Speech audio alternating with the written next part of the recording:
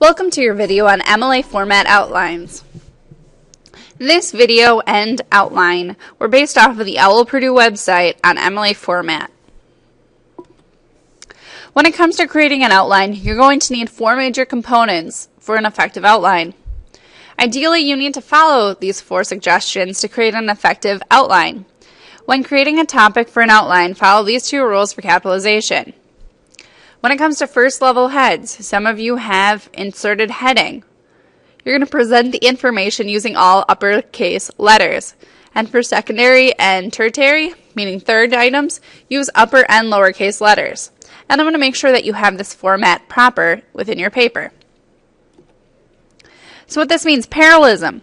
Well, how can I accomplish parallelism in my paper, in my outline? And what you're going to need to do is make sure that your headings and your subheadings have parallel structure. If the first heading is a verb, then the second heading should also be a verb. So here's my example. Choose desired colleges and prepare application. Choose and prepare are both verbs. They are also in the present tense of the verb. The present tense is usually preferred when you create your outline. So what this means, having parallel structure, if you start with a noun, the next subtopic or heading should also start with a noun.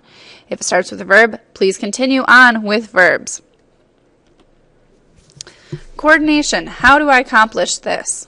Well, when it comes to coordination, all the information that you contain in your headings should have the same significance as the next heading. And the same goes for subheadings. It's not that information should be less significant, it needs to be equal. This is all about equality. So for number 1 and 2 listed here, visit and evaluate college campus and visit and evaluate college websites. These are both of the same importance. Then you're going to note important statistics about them, and you're going to look for interesting classes for both information. You want to make sure that your subheadings and your headings, they relate to each other. So campus and website visits are equally significant, and they are part of the main tasks you would need to do. Finding statistics and classes found on college websites are parts of the process involved in carrying out the main heading topics. So the same thing is going to go for your paper. You're going to have main topic headings, and then you're going to need to find your research and your ideas that will link up to these 2 main headings. The next part is subordination. Well, how can you accomplish subordination? By now you've heard about parallelism, making sure that your headings and your subheadings relate to each other in the same tense with the same proper verbs. And then you just heard about coordination and making sure that your information is of all equal value and equality.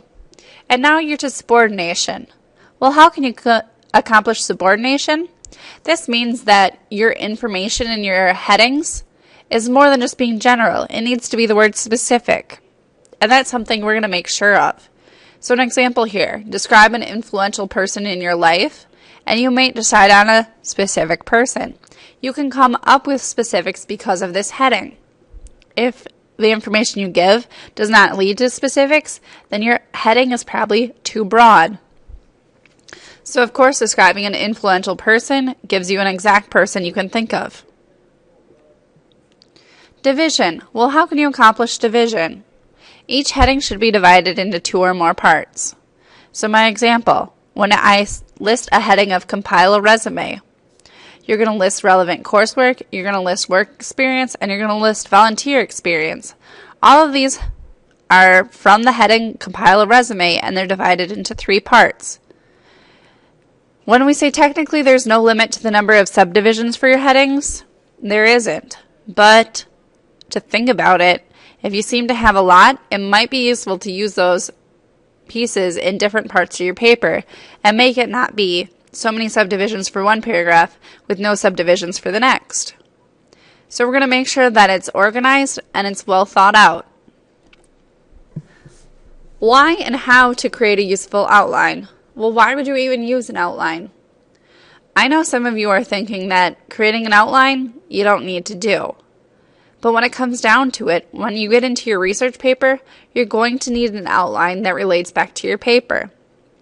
So there are many reasons, but in general, it may be helpful to create an outline when you want to show the Anyways, the relationships or logical ordering of the information. When it comes to this, some of you may have logical ordering, meaning you're talking about dates, you're talking about time periods. Some of you may look at the relationships of drugs to each other. Some of you may look at a compare and contrast to those who are biased or unbiased, meaning who have opinion for or who have an opinion against.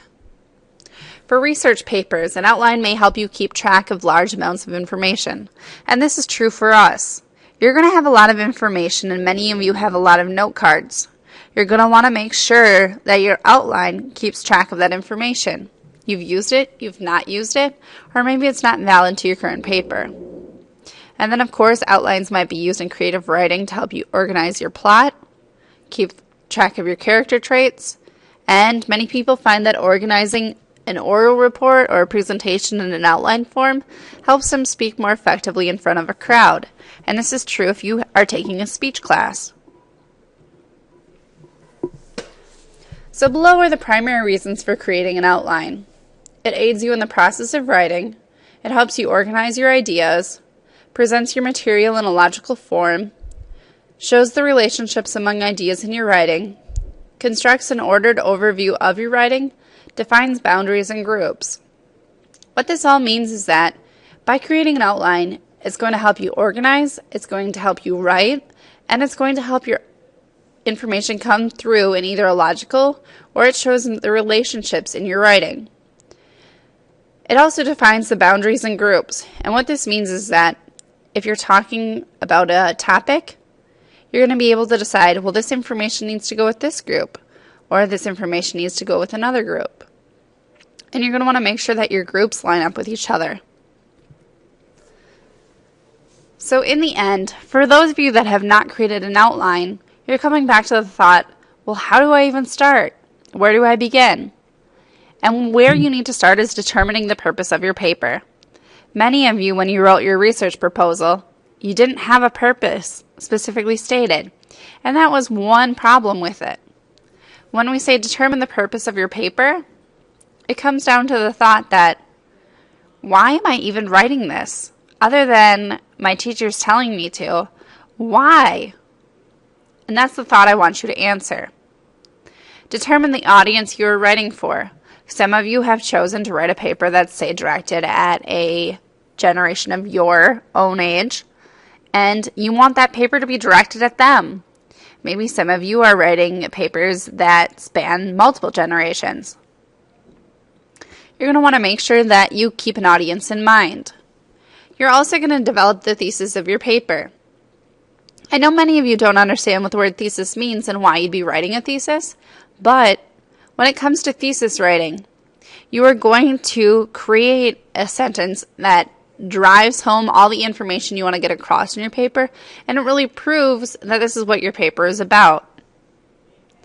Then in an outline, after you've determined those two ideas and you've developed a thesis, you're going to brainstorm.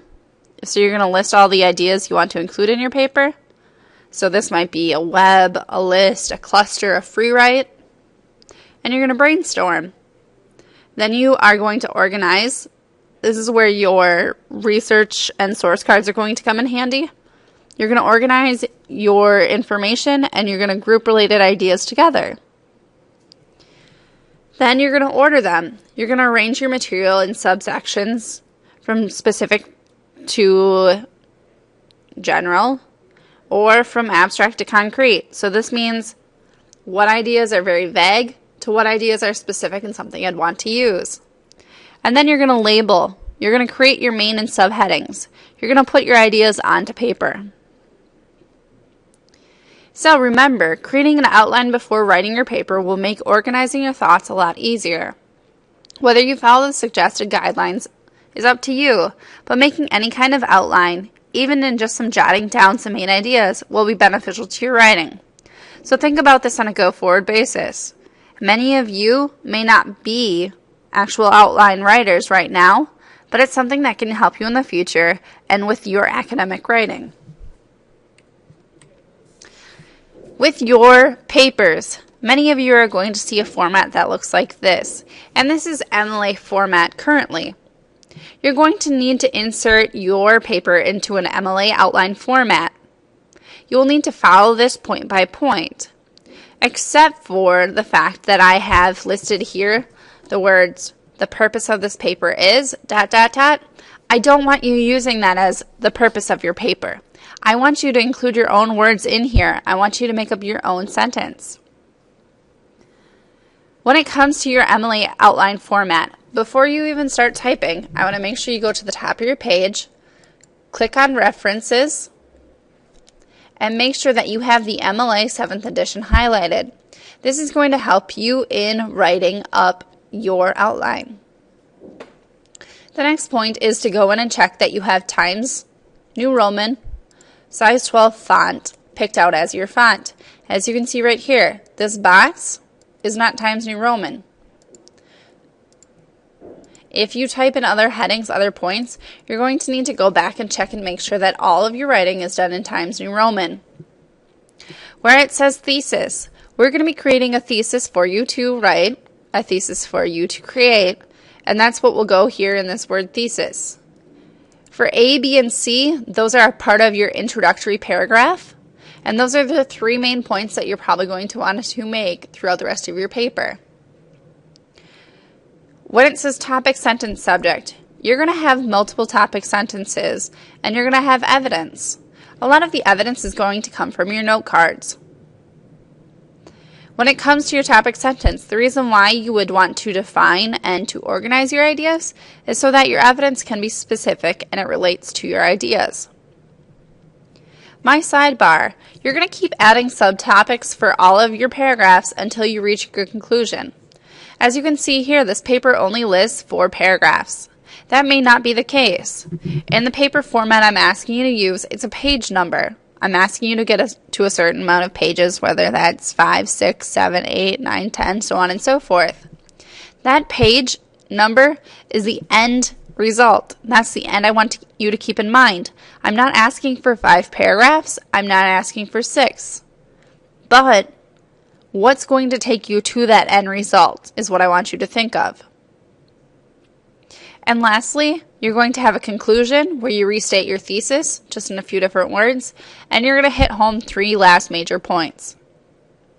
The outline of this paper, you're going to want to start by brainstorming your ideas, and then typing up this format and turning it into a document. Before you close out, make sure that you save, and that you hold on to this outline because this is a working outline. It will change throughout the time that you have been creating your paper, the time that you've been researching, and of course, it can always change and grow.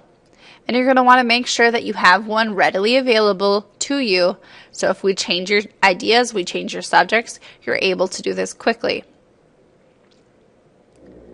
Now is the time that you are going to begin brainstorming and working on your outlines. If you have any other further questions, concerns, or comments, please feel free to ask them at this time. Make sure you keep in mind what a good outline will look like and the parts of an outline of brainstorming, ordering, being specific, and making sure that your format lines up.